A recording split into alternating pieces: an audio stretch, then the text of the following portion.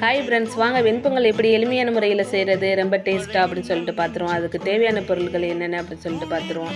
இஞ்சி, சீரகம், மிளகு, மஞ்சள்தூள், கொத்தமல்லி, கருவேப்பிலை இதை எடுத்துக்குவோம். இதில் பச்சரிசி, அதில் பாசிப்பயிறு ரெண்டையும் ஒரு 1/4 மணி நேரம் ஊற வச்சு எடுத்துக்குவோம். இதுக்கு தேவையான நெய் எடுத்துக்குவோம்.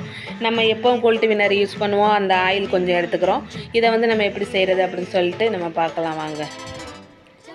நெய் தேவையான அளவு எடுத்துக்குவோம், ஊற்றியாச்சு.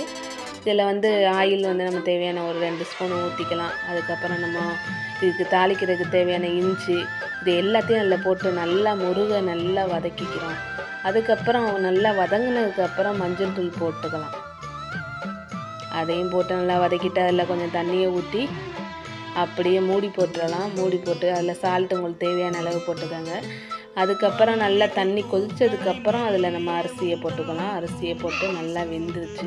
இங்கே பாருங்கள், உங்களுக்கு மஞ்சள்தூள் எவ்வளோ தேவையோ அந்த அளவுக்கு போட்டுக்கோங்க. நான் அதிகமாக போட்டனால கொஞ்சம் கலர்ஃபுல்லாக இருக்குது, பார்க்க கொஞ்சம் லுக்காக இருக்கட்டும்னு. இங்கே பாருங்கள், நல்ல நெய் இந்த ஆயில் ஊற்றுறனால நல்ல ஒரு டேஸ்ட்டை கொடுக்கும். இங்கே பாருங்கள், செம்ம டேஸ்ட்டாக இருக்குங்க. நீங்களும் வீட்டில் செஞ்சு பாருங்கள்.